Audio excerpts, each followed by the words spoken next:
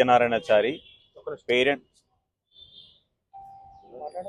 Hello hello hello hello నా పేరు Mallo Satyanarayanachari, parents association of medical students Telangana state president. నేను state president parents association of medical students. తెలంగాణలో 26 medical కాలేజీలు ఉన్నాయి. దాదాపుగా 2500 పైచీలకు బి అండ్ సి క్యాట్ సీట్లు ఉన్నాయి. సో సీట్లు పెరిగినాయని పేరెంట్స్ అందరూ ఆనందపడుతున్న సందర్భంలో ప్రైవేట్ కాలేజీలు ధనదాహానికి, ఫీజుల వసూళ్లకు అసలు ఎలాంటి అడ్డు అదుపు లేకుండా పోయింది. మరి ప్రభుత్వం సహకరిస్తుందా లేకపోతే ప్రభుత్వానికి తెలవకుండా జరుగుతుందా తెలియదు. కానీ గత 6 నెలల నుండి ఏప్రిల్లో మండుటెండలో కూడా కేఎన్ఆర్హెచ్ఎస్ దగ్గర ఒక రోజు మొత్తం ధర్నా చేసినాం. ఎంత చేసి ఎంత చెప్పినా 300 కోట్ల పైచిలుకు వసూళ్లు పరబడింది ఈ సంవత్సరం కూడా.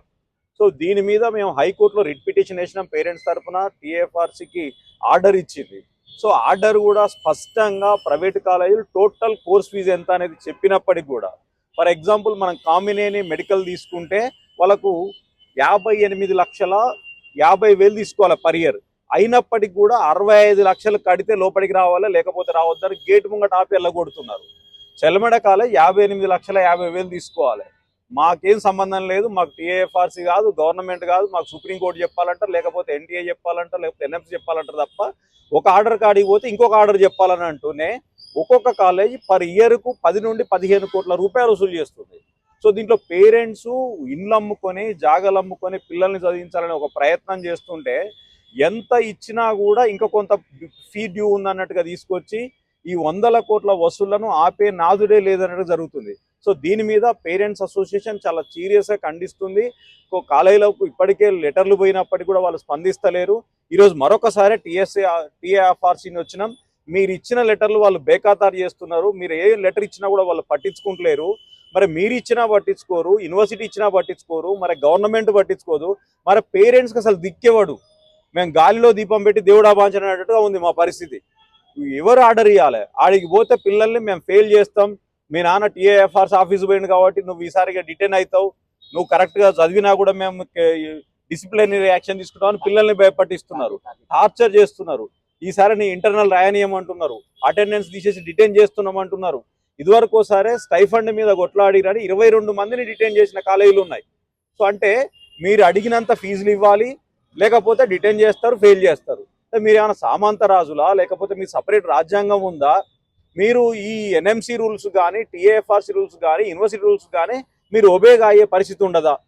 అంటే ప్రభుత్వంలో ఈ కారణాలన్నీ ఎందుకు వస్తున్నాయంటే ప్రభుత్వంలో ఉన్నటువంటి పెద్దలకు లేదా ప్రభుత్వ రాజకీయ పార్టీలకు సంబంధించినటువంటి మెడికల్ కాలేజీలే ఎక్కువ ఉండడం వల్ల. మీరు ప్రజాప్రతినిధులు అయ్యుండి మీరు కాలేజీలు పెట్టుకొని లేదా ప్రైవేట్ కాలేజీలకు వత్తాసు పలుకుతూ పేరెంట్స్ మీద పడుతున్నటువంటి బర్డెన్. మనం ఎవరన్నా ₹1,00,000 2,00,000 లంచం తీసుకుంటేనే కోర్టుకి ఇడిచి ఏదోదో చేస్తారు. పేరెంట్స్ ఇంత బహిరంగంగా 200 కోట్లు తీసుకున్నారు, ఆన్ రిసిప్ట్ తీసుకున్నారు మళ్ళీ. సో 58 లక్షలే తీసుకోవాలి, మీ ఫీజు ఇంతే. అసలు మొత్తం తెలంగాణలో అన్ని విద్యా సంస్థలకు ఫీజు డిసైడ్ చేసేదే టీఏఎఫ్ఆర్సీ. ఆ టీఏఎఫ్ఆర్సీనే కాలేజ్ వైజ్గా ఫీజు ఎంతో ఇచ్చింది. చెల్మెడ కాలేజ్కి 58 లక్షలని, కామినేనికి 58 లక్షలని, సురభికి 52 లక్షలు, ఇట్లా అన్నీ డిసైడ్ చేసి ఇచ్చినప్పటికీ కూడా అయినా మాకు సంబంధం లేదని వాళ్ళు ఎక్కువ తీసుకుంటే, సో ప్రభుత్వము అంటే ఒక్కొక్క స్టూడెంట్ మీద 6 లక్షల నుండి 13 లక్షల వరకు ఎక్కువ తీసుకొని ఒక్కొక్క కాలేజ్ సంవత్సరానికి 13 నుండి 15 కోట్లు ఎక్కువ తీసుకుంటున్నప్పుడు ప్రభుత్వానికి అవపడతలేదా? మా బాధలు వినపడతలేవా? అంటే పట్టింపు లేదా? దాంట్లో మీకు పర్సంటేజ్ ఉందా?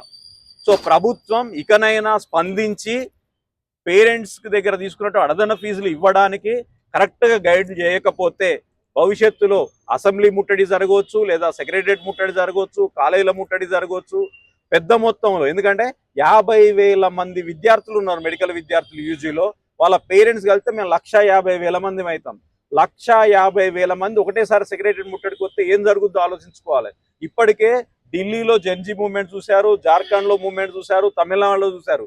అది తెలంగాణలో రావద్దని కోరుకోమని చెప్తున్నా, రాకుండా ఉండాలని స్పందించాలని కోరుతున్నా. జెన్జీ మూవ్మెంట్ తరహాలో అది మెడికో నుండి స్టార్ట్ కావద్దని, దానికి ప్రభుత్వం సిద్ధంగా తక్షణం చర్యలు తీసుకోవాలని మెడికో పేరెంట్స్ అసోసియేషన్ తరఫున మేము రిక్వెస్ట్ చేస్తున్నాం.